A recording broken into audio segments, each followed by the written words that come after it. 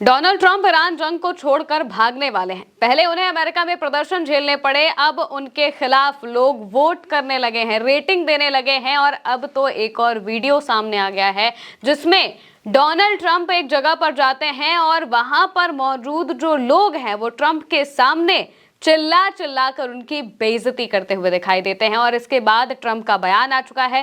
Trump कह रहे हैं कि हम बहुत जल्द ईरान से जाने वाले हैं और होर्मुज खुलवाना हमारे बस की बात नहीं है। उनका लब्बो लुआब इसी तरीके का है। पहले खबरों पर आ जाते हैं। सबसे पहले खबरें देखिए, बाकायदा लिखा हुआ है, अलग अलग न्यूज चैनल्स के हवाले से लिखा है, Iran war, Trump says US will be leaving soon, यानी कि अमेरिका बहुत जल्द इस जंग से बाहर निकलने वाला है। बीबीसी ने लिखा है, Trump says US will leave Iran in 2 to 3 weeks as Tehran says it has necessary will to end war, यानी कि ट्रंप ने कहा है कि बहुत जल्दी वो यहां से जाने वाले हैं। इसके अलावा क्रेमलिन की तरफ से ट्रंप का एक बयान लिखा गया है। ट्रंप इसमें कुछ बातें बता रहे होते हैं और इस बयान में ही ट्रंप वो बात कहते हैं जिसकी वजह से ये पता चल रहा है कि डोनाल्ड ट्रंप के बस की बात अब ईरान की जंग नहीं रही है। क्रेमलिन की तरफ से लिखा गया है, ट्रंप का बयान कोट करते हुए लिखा गया, we'll be leaving very soon, what happens in Hormuz will have nothing to do with it, यानी कि हम बहुत जल्द यहां से जाने वाले हैं और होर्मुज में जो कुछ भी होगा उससे हमारा कोई लेना देना नहीं है। आगे लिखा है, अंदर other countries can fend for themselves if they want gas और oil from the Persian Gulf the mighty Iran. कह रहे हैं कि दूसरी जो देश हैं जिनके तेल के जहाज वहां पर फंसे हुए हैं वो खुद से खुद की चीजें कर सकते हैं, हमारा इसमें कोई लेना देना नहीं है, हम इस जंग से अब जाने वाले हैं। होर्मुज खुलवाना ट्रंप की बस की बात रही नहीं है। दरअसल उन्हें पता चल चुका है कि वो चाहे जितना ईरान को धमका ले, वो चाहे जितने बड़े बड़े धमाके करने की बात कर ले, वो चाहे बंकर बस्टर बम से ईरान पर हमला क्यों ना कर दे, ईरान मानने वाला नहीं है।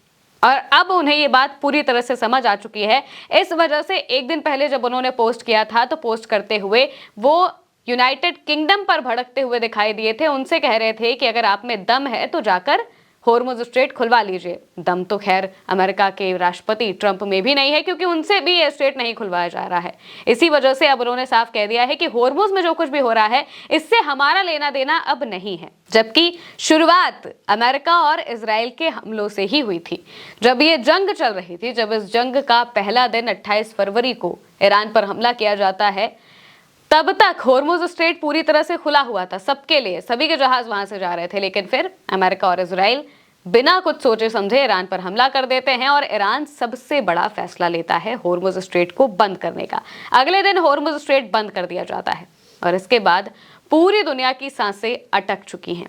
हर कोई तेल गैस के लिए तड़प रहा है और तेल के दाम जो हैं वो 100 बैरल डॉलर के भी ऊपर पहुंच चुके हैं। इस वजह से ट्रंप बहुत हद तक उन्होंने कोशिश की, ईरान को धमकाने की कोशिश की, बाकी देशों से मदद मांगी, नाटो से मदद मांगने वो पहुंच गए, चीन तक के सामने मदद मांगी थी उन्होंने, लेकिन फिर भी कोई देश उनकी मदद करने के लिए आगे नहीं आया। यूरोपीय देश भी नहीं आए। उन्होंने भी कह दिया कि इस जंग में हम अपने जंगी जहाज नहीं भेजने वाले हैं, हम किसी भी तरीके से इस जंग में उतरने वाले नहीं हैं।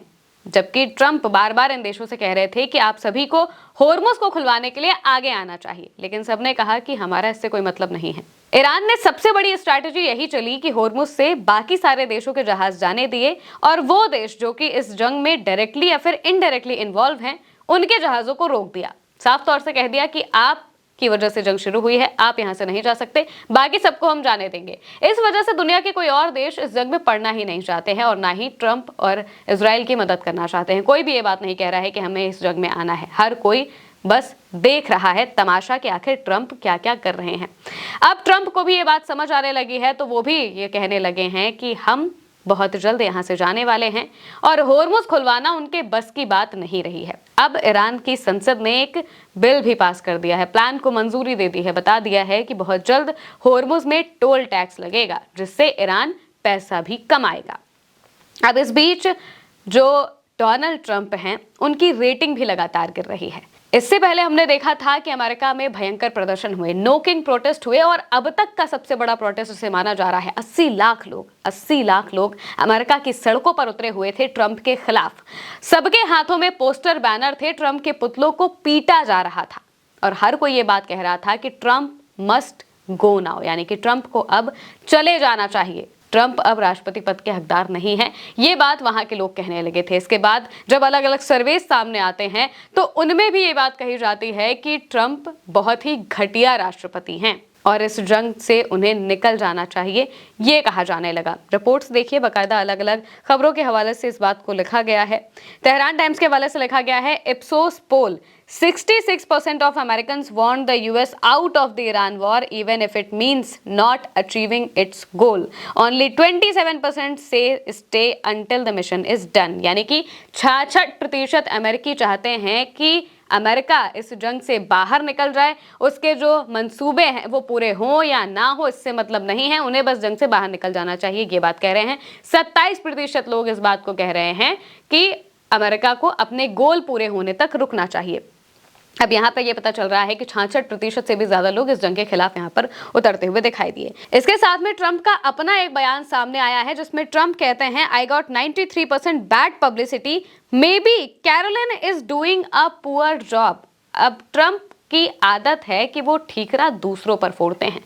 जब जंग में उनके जंगी जहाज घायल होने लगे, लोग परेशान होने लगे और अमेरिका के एक के बाद एक नुकसान को झेलना पड़ा, तब उन्होंने कहा था कि इस जंग में उतरने के लिए तो मुझे सबसे पहले पीट हेग्सेथ ने कहा था, जो कि इनके रक्षा मंत्रालय के सचिव हैं, उन पर ठीकरा फोड़ दिया था कि इन्होंने कहा था, इस वजह से हम जंग में कूद गए। अब जब ट्रंप की बैड पब्लिसिटी हो रही है, ट्रंप खुद ये बात कह रहे हैं कि मुझे 93% बैड पब्लिसिटी मिली है, 93% लोग ट्रंप को पसंद नहीं कर रहे हैं आज के वक्त पे, तो इसको लेकर ट्रंप कह रहे हैं कि शायद कैरोलिन गलत काम कर रही होगी या घटिया काम कर रही होगी। कैरोलिन लेविट व्हाइट हाउस की प्रेस सेक्रेटरी हैं, ट्रंप की प्रवक्ता मानी जाती हैं और अब वो ये ठीकरा फोड़ रहे हैं कैरोलिन लेविट के ऊपर, ना कि अपने ऊपर। साफ तौर से कह रहे हैं कि कहीं पर भी उनका कोई लेना देना नहीं है, जबकि सबसे ज्यादा घटिया बयान ट्रंप की तरफ से ही दिए जाते थे। अब ट्रंप को ये बात समझ में आने लगती है, लेकिन जब तक उन्हें ये बात समझ आती तब तक देर हो चुकी है। ट्रंप एक जगह पर जाते हैं, कैनेडी सेंटर इसे बताया जा रहा है, यहाँ पर ट्रंप पहुंचते हैं और वहां पर जनता उन्हें सबके सामने ह्यूमिलिएट करती है, नारे लगाती है, उनके खिलाफ बू करती हुई दिखाई देती है। आप वो वीडियो भी देखिए।